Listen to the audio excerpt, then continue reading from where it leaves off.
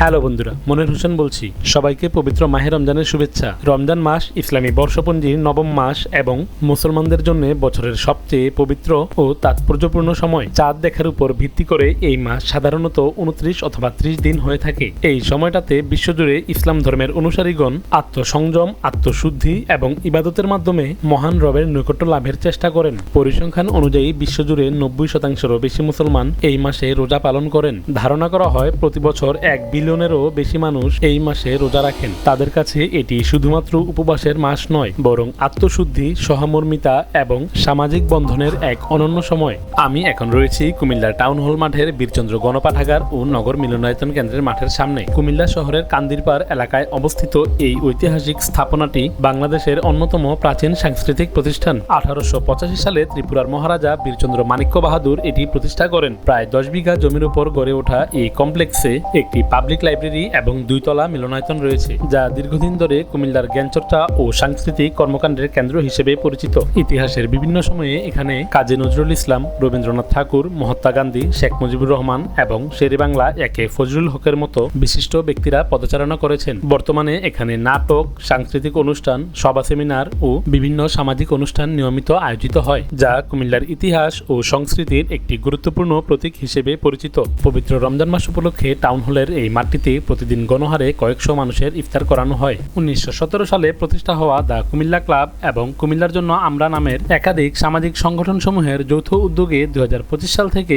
এখানে এই আয়োজন করা হচ্ছে। আয়োজনে যদিও খুব বেশি স্পেশাল কোনো আইটেম নেই, তবে বোট, মুড়ি, ছোলা, আলুর চপ, বেগুনি, পেঁয়াজু সহ অন্যান্য ভাজা পোড়ার সমন্বয় সাধারণ এই আয়োজনকে অসাধারণ রূপ দেয়। সাথে হলুদ রঙের চিনির শরবত তৃষ্ণার্ত পথিকের হৃদয়কে শীতল করে। তবে এমন সুন্দর আয়োজনের ভিড়ও চোখে পড়ে কিছু অগোছালো দৃশ্য। শরবত নেওয়ার জন্য এখানে একবার ব্যবহারযোগ্য প্লাস্টিকের গ্লাস দেওয়া হয়। কয়েকজন স্বেচ্ছাসেবক এই গ্লাসগুলো সমন্বয় করে উপস্থিত মানুষের মাঝে বিলিয়ে দেন, কিন্তু বেশিরভাগ লোকজনই কোনো শৃঙ্খলা না মেনে হুড়হুড়ি করেন, বিশৃঙ্খলভাবে নিজেদের গ্লাস সংগ্রহের চেষ্টা করেন, যা দেখতে বেশ দৃষ্টিকটু এবং অসুন্দর। শরবত নেওয়ার সময়ও একই দৃশ্য দেখা গেল। সেখানেও কোনো নির্দিষ্ট লাইন বা নিয়ম মানার প্রবণতা চোখে পড়ল না।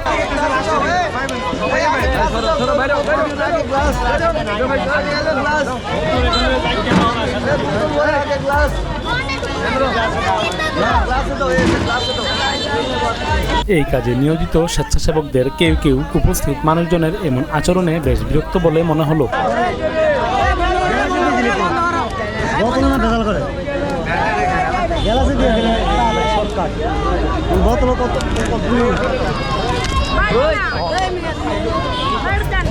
যদিও এসব কিছুর মাঝেও মানুষের আন্তরিকতা, একসাথে ইফতার ভাগ করে খাওয়ার আনন্দ এই সাধারণ আয়োজনকে বিশেষ এবং অসাধারণ করে তোলে।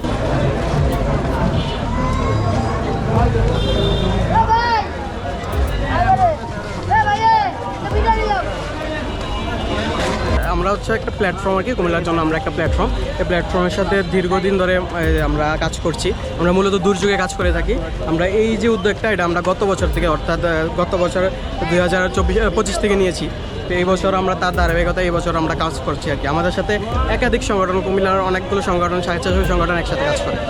বছর ছিল, এবছরও ওরা উদ্যোগ নিয়েছে। আবার গত বছর পুরো রমজান মাস ঘিরে যে সবাই ইফতার করতে পারে, এই যে যারা রাস্তার মানুষজন আছে এবং ব্যবসায়ীরা আছে, সকলে যে ইফতার করতে পারে সেই উদ্যোগ ওরা নিয়েছে।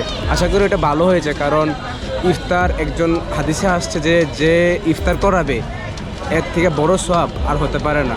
মনে করেন সে রোজা রাখছে, সারাদিন ক্লান্তি শেষে ইফতার করার পরে যে তার অন্তর থেকে দোয়া আসবে, যারা এরা আয়োজন করেছে সম্পূর্ণ দোয়া তারা পাবে। কুমিল্লা একটি সুন্দর এবং সমৃদ্ধ নগরী। বিভিন্ন প্রয়োজন এবং কেনাকাটায় জেলার বিভিন্ন প্রান্তের মানুষ এখানে ছুটে আসে। 1960 সালে কুমিল্লা নামে যাত্রা শুরুর পর এই জেলা নিজস্ব গৌরব এবং ঐতিহ্যকে সাথে নিয়ে পাড়ি দিয়েছে বহু পথ। এই অঞ্চলে বাস করা মানুষজনের রুচি কতটা উন্নত তা রাস্তার পাশের এমন মনোমুগ্ধকর দৃশ্য প্রমাণ করে দেয়। কর্মব্যস্ত এই নগরীতে সবাই ব্যস্ত। সন্ধ্যার পরে এখানকার ব্যস্ততা বহুগুণে বেড়ে যায়। সময় স্বল্পতা এবং উন্নত ডিভাইসের সীমাবদ্ধতার কারণে আমি ভিডিওটি দীর্ঘ করতে ব্যর্থ হয়েছি। এতটা সময় ধরে ভিডিওটি যারা দেখেছেন তাদের প্রতি বরাবরের মতোই রইল ভালোবাসা এবং কৃতজ্ঞতা। যারা আমাকে নিয়মিত ফলো করেন চাইলে কমেন্টের মাধ্যমে জানিয়ে দিতে পারেন। আশা করছি নতুন কোনো ভিডিও নিয়ে খুব শীঘ্রই দেখা হবে আপনাদের সাথে।